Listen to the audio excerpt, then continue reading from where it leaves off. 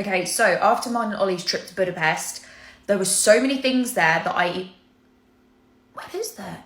There were so many things that I just need to share with you about Budapest, things that you probably don't know, or just my reviews on some things, because some things are amazing, some things were absolutely so let's talk about it.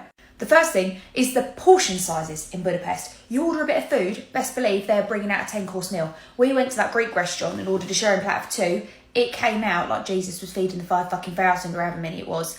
Honestly, the portion sizes were ridiculous. So make sure you bear that in mind when you order food, how big it is going to come out. Ooh, that didn't sound right. Number 2 is the thermal baths. So we got told to go to the thermal baths in the evening because like during the day it's full of like old people. So we were like, yeah, sounds Saturday night, we'll go to the thermal baths in the evening because it's a bit of a pool party. We got there, it was absolutely round. They don't tell you that they don't take cash when you go in, they only take cards. So they're like, oh, there's an ATM over the road, just go get some cash out. That ATM, the smallest amount of money it lets you withdraw is 150 quid. Now if you're a broke bitch like me, that's a lot of money. So we get in there and they took my towel off me and they were like, oh, you need to rent a towel for €16, or the equivalent of €16. And that's a bit much. Where'd you get it from Primark? That's a bit much. So we had to pay that. We get in there. Honestly, I thought I was going to get a Veruca off the floor. It was disgusting. It was absolutely packed like sardines. I'll see if I can find a video. It was packed like sardines for the geezers in their 20s and 30s on stag doos who thought they were absolute fucking weapons, and they weren't. They weren't at all. They were all bowling around going, should I piss in there? It was disgusting.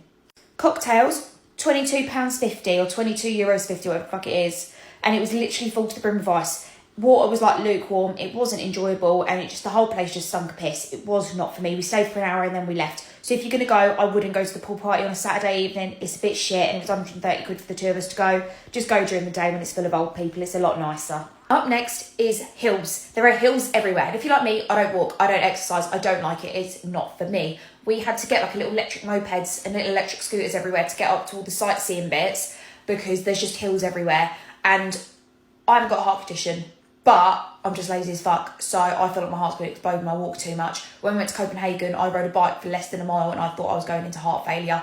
It was honestly, it's not for me. It's not for me. So make sure you rent a Lime scooter, or they have like the little moped things, and I think for a couple of hours it's like 20 quid each. Well worth it, and then you can just get places quicker and see more things because you only need to be there for like 2-3 days. Any more than that isn't really that great. Now last up, if you're going to Budapest, make sure you book everything in advance. So there were like restaurants that we wanted to go to, there were bars that we wanted to go to, so make sure you pre-book them because they were booked well in advance. We ended up going to a tiki bar in the end and we ended up getting chased out because I licked a glass and I got called a fucking slag. So that went done wrong holiday. But if you go to Budapest, that's what you need to do.